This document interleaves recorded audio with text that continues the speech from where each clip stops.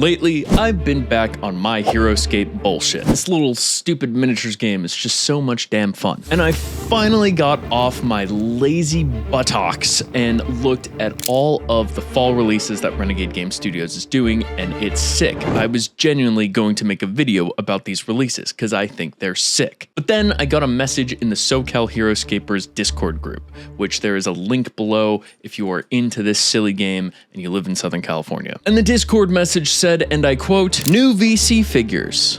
Exclamation point, exclamation point, exclamation point.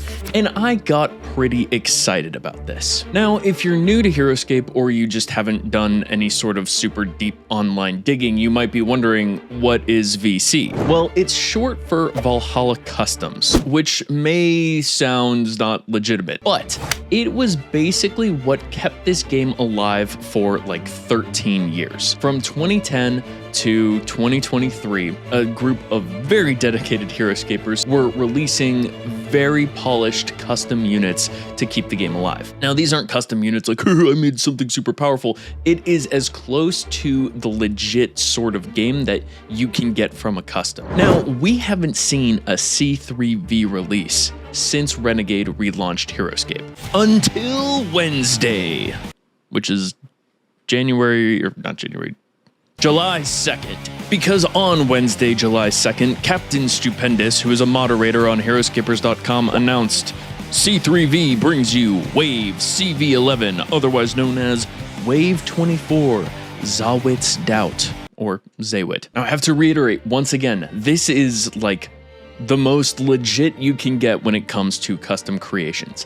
The C3V project has a dedicated group of designers, some of whom were actually recruited by Avalon Hill to be a part of the Heroscape War Council. That's how legit it is. They were recruited to make the actual Age of Annihilation figures. And the fact that they've made this announcement that the Wave 24 has officially started or whatever means that these figures have been extensively playtested to work beautifully with everything else Heroscape has to offer. It also makes you look like the coolest kid at the function. Now, speaking of being the coolest kid at the function, you might be wondering if you can even bring these units to the function. And the answer is it depends. It depends on the format that your local tournament is running. In Heroscape, there are a number of tournament formats. The first is Contemporary Age of Annihilation. You can only use the new stuff. The second is all time, which means you can use any official Heroscape product. Now, there's a bit of a controversy because Renegade says you can't use any proxy sculpts, you can't use any 3D prints, they have to be the legitimate units. That's like a whole thing. That was like a whole bit of drama that happened like 3 months ago. I'm not going to cover it in this video, but it's a thing. And then the last category is VC included. It's all time along with these sort of official customs. There's also including Marvelscape, but that almost never happens.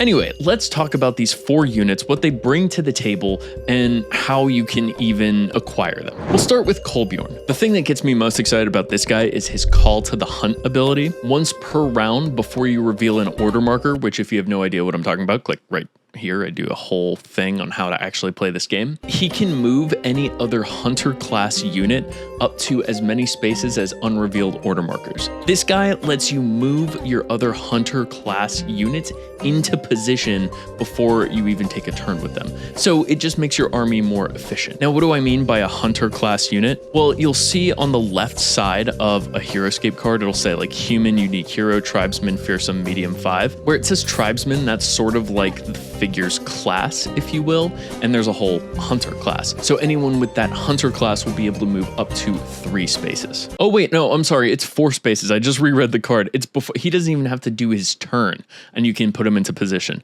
So I think that is super neat, super handy, super cool. He also has Giant Killer, which gives him an extra attack die when attacking large or huge figures. He also has this fearsome stalker move, which I think is super cool and unique, which basically means that after you put your order markers, but before you roll initiative to see who goes first in that round, you can move Kolbjorn up to 3 spaces if there's at least 1 order marker on him. So once again, it's just making your turns way more efficient. His movement of 5, range of 6, attack of 3, defense of 2 for 80 points.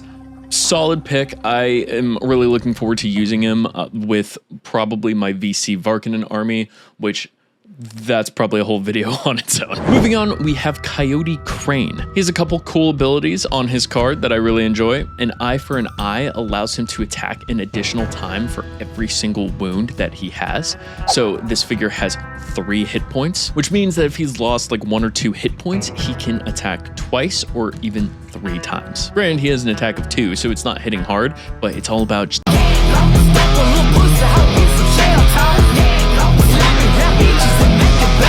if you combine that with his other ability, Opportunist, then you have a really deadly combo. Opportunist basically means that if he is attacking a unit that doesn't have an order marker on it, which means that the other player isn't going to use that unit on their at all during that round, he gets to add another attack die. Super Frog, who is on the design team and a part of the SoCal group, said that he thinks Coyote Cane is a great cleanup unit, and I am sort of inclined to agree with him. I do think that in late game, you won't be able to take advantage of the Opportunist ability that much, but still. Moving on, we have Roeden Saren. This dude has 2, technically 3 abilities that I think are really neat and make for very interesting gameplay. I feel like I have been saying that this entire video. Hello, Uther. To start, they have prioritized power systems. So for every wound that they take, they subtract 1 from their attack and add to their defense. I feel like this might be really frustrating, and if I'm playing an army that has this figure in it, I am definitely prioritizing them because they have an attack of 4 and a defense of 3. So if they take 3 wounds, it means they have an attack of 1, which makes them almost useless offensively, but they do have a defense of 6, which means they just stick around. But what I think is really cool about Roeden Saren is they have kinetic energy power cells. So if they engage in combat with another figure and they don't take any wounds, the other person misses or they roll more shields or whatever, then they get what is called an energy marker. They get to stockpile a maximum of 2, and what an energy marker allows them to do per the Energy Pulse Rifle special ability is that after attacking normally, they get to spend one of those energy markers and attack again. So if Roeden Saren has no wounds on them and they have that full 4 attack die, especially if you have height, then that's 5 attack die, and then you get to attack again. I mean, that is some serious offensive mojo. Their base stats also slap. They have a movement of 6, range of 5, attack of 4, defense of 3 for 85 points. I think that's pretty stacked. I'm gonna be picking up a Roeden Saren. Finally, there is Betacron. Betacron is a Soulborg fighting for Jandar, and that actually does have mechanical implications because their first ability is called Omnicron Patrol. After revealing an order marker on a Soulborg squad that follows Jandar, instead of moving normally with that squad, you may move Betacron up to 5 spaces. So if you have any Soulborg class units, that's if you look on the left-hand side, you see how it says Soulborg at the top, that's the figure's race. So any other Soulborgs that have blue card, which means they fight for Jandar, and you have an order marker on them, after you reveal that order marker, you can instead move Betacron. Now you might be wondering, what's the point of that? You can only move Betacron. Yes, it's more efficient turns or whatever, but what's the point? Well, we get into Sentry Mode 15, which really excites me. Once per turn, if your opponent moves within 5 spaces of Betacron, and Betacron's not engaged, which means they're not next to another enemy figure, they can roll the d20. And if they roll a 15 or higher, they get to inflict a wound on that figure, which is super sick. I am all for dealing as much damage as possible, not on your turn. I love the Samurai army because they get 2 opportunities to deal damage when they're on the attack and the defense. This is a great way to you just post this dude up at a choke point or whatever. Anyone who comes in automatically at risk of taking some damage. I'm a big fan of that. Betacron also has Deadly Shot, which means that whenever they're attacking, all skulls count for an additional skull. They have a base attack of 1, which means they get to roll 1 attack die. So if they roll that 1 attack die, they roll a skull that counts for 2 skulls, which means that if the defending player only rolls 1 shield, they take a wound. Does that make sense? I think so. Now, maybe you just heard me say all of this. You're getting hype. You're like, I need to get those VC units in my collection ASAGDP. Well, how do you do that? And the first thing you're going to want to do is go to the forum post that has all of these figures, which I will link down below. Under each card, it says the source of the figure. So Kolbjorn, for example, comes from the Pathfinder Battles Kingmaker set, and it's Staglord 18. So then what you want to do after that is you just Google Staglord 18, Pathfinder Battles, maybe even Kingmaker, and you can typically find those miniatures on the internet somewhere. I will say, before I filmed this video, I did go on the lookout for all of these guys, and you cannot find Coyote Cane's figure anywhere, which feels like a bit of an oversight from the VC community. I feel like you should be sourcing, especially for the new stuff, like more readily available miniatures.